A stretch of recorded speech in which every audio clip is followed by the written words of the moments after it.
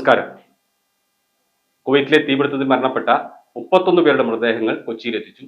കരൾ പിളർക്കും വേദനയുമായി ഉറ്റവർ.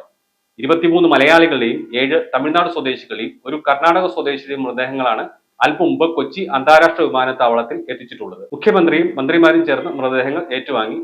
മരണമടഞ്ഞവരുടെ കുടുംബങ്ങൾക്ക് കഴിയാവുന്ന എല്ലാ സഹായങ്ങളും ലഭ്യമാക്കണമെന്നും കുവൈറ്റ് സർക്കാരും കേന്ദ്ര സർക്കാരും ഇതിനായി പരിശ്രമിക്കുമെന്നാണ് പ്രതീക്ഷിക്കുന്നതെന്നും മുഖ്യമന്ത്രി പറഞ്ഞു. മന്ത്രി വീണ ജോർജിനെ കുവൈറ്റിലേക്ക് അയക്കാൻ മന്ത്രിസഭ തീരുമാനിച്ചിരുന്നു. വിമാനത്താവളം വരെ എത്തിയിട്ടും പൊളിറ്റിക്കൽ ക്ലിയറൻസ് ലഭിക്കാത്തതിനാൽ മന്ത്രിക്ക് പോകാൻ കഴിഞ്ഞില്ല. ഇതിൽ വിയോജിപ്പുണ്ട്. ഇതേക്കുറിച്ച് ഈ സമയം പ്രതികരിക്കുന്നില്ല. അത് മറ്റൊരു അവസരത്തിലാവാം, മുഖ്യമന്ത്രി കൂട്ടിച്ചേർത്തു. മരിച്ചവരുടെ ബന്ധുക്കളിൽ ചിലരും അടുപ്പക്കാരുമെല്ലാം വിമാനത്താവളത്തിൽ എത്തിയിട്ടുണ്ട്. ഏറെ ദുഃഖകരമായ ഒരു അന്തരീക്ഷമാണ് വിമാനത്താവളത്തിൽ കാണുന്നത്. മൃതദേഹങ്ങൾ ഇറക്കി വയ്ക്കാൻ പ്രത്യേക മേശകൾ ക്രമീകരിച്ചിരുന്നു. ഇവിടെ മൃതദേഹങ്ങൾ അടങ്ങിയ പെട്ടികൾ തുറക്കില്ല.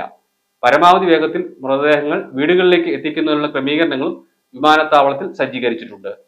M4 മലയാളം, കൊച്ചി.